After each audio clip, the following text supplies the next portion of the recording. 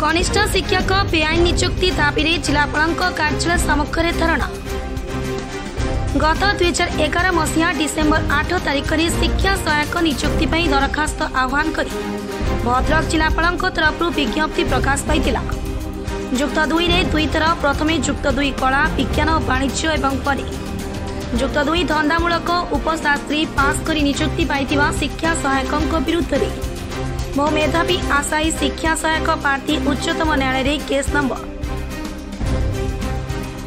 18706/2015 द्वारस्थ होते। यह मामला उच्च न्यायालय चली बेले भद्रक शिक्षा विभाग से घंट घोड़ाई शर्तमूलक भाव नियुक्ति देते। जिले में 100 अधिक शिक्षक यहपरि भाव जुक्त 2 रे 2 थर पास कर आज पर्यंत शिक्षकता एमानक मध्यरु केतेक शिक्षक शिक्षयित्री सीआरसीसी भली गुरुत्वपूर्ण पदवी नियुक्ति पाई। दीर्घ 13 वर्ष धरी चंचकता कर नियुक्ति पाई शिक्षा सहायकों मेधा तालिका बाद दे आशायी शिक्षा सहायक मानकर नाम पुनर्बार मेधा तालिका प्रकाश पाई गत मार्च मास 28 तारिख में मान्यवर उच्च न्यायालय भद्रक जिलापाल और जिला शिक्षा अधिकारी निर्देश देते। नियुक्ति प्रक्रिया को 4 मास मध्य शेष करने मान्यवर कोर्ट आदेश देते एपर्यंत जिला शिक्षा विभाग कौन कार्यानुष्ठान ग्रहण नक चुप बसी रही। गत 13 वर्ष धरी अपेक्षारत मेधावी आशायी शिक्षा सहायक माने धैर्यहरा हो पड़ा पर आज बाध्य जिलापाल कार्यालय सम्मुखें धारणा बसी। यदि दाबी पूरण न हुए तेज जिलापाल कार्यालय सम्मुखें आत्माहुति देवे बोली कहिसेंति। मो मिस्ट्रेस ज्योतिर्मय नायक ग्राम चिरोल वासुदेवपुर ब्लॉक। आमर आज आमरण अनशन कर अभिप्राय यही कि जे आम 2011 शिक्षा सहायक मेरिट लिस्ट रे स्थान पाइलु। आम मानक नियुक्ति देवाई नियुक्ति मेला को निमंत्रण करागला। आम गलापर से देखिलु जे आमको बाद मेरिट लिस्ट रू बाद दि जाए 2 थर डुप्लिकेट सर्टिफिकेट धरी वोकेशनल और उपशास्त्री पिला मानक नियुक्ति दि जाउछ। तो आम निराश हो सेठारु फेरी आसिलु। जितेबाला आम स्टे करी से ऑर्डर देलु आमको कहगला जे 2 मास भितर तुम कथा बुझा 2 मास पूर्वर 15 दिन भितर से माने पैसा नहीं राताराति पोस्टिंग देदेले। तो आम निराश हो उच्चतम न्यायालय द्वारस्थ हेलु। दीर्घ 13 वर्ष धरी लड़ाई करने पर 25 मार्च 25 तारिख 2028 तारिख रे आमको उच्चतम न्यायालय राय देले से रिट्रेंस करा जाई आमको पुनः मेरिट लिस्ट रे स्थान दे पोस्टिंग दवापाई।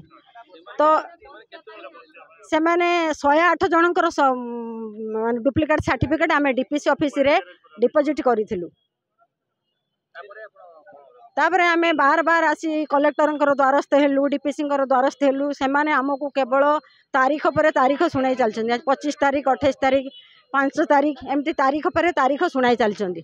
25 तारीख रे जते बेले आमर कलेक्टर महोदय जते डीपीसी महोदय को कहले जे सेमानकर काउंसिल रु तांको रजिस्ट्रेशन नंबर मगा जाऊ प्रकृत रे सेमाने डुप्लिकेट धारी कि नुहे।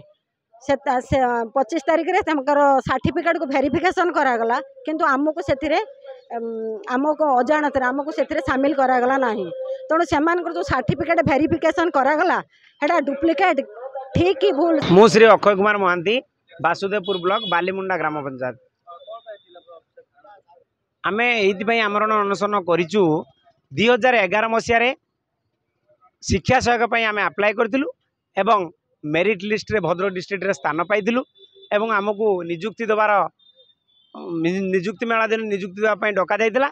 से दिन हठात आम देखिलु जे मेरिट लिस्ट रू आम ना बाहर कर दि जाइए एवं वोकेशनल पिला जो मैंने डबल सर्टिफिकेट धारण कर +2 2 थर काउंसिल कर नियुक्ति से मेरिट लिस्ट रखा जाइए।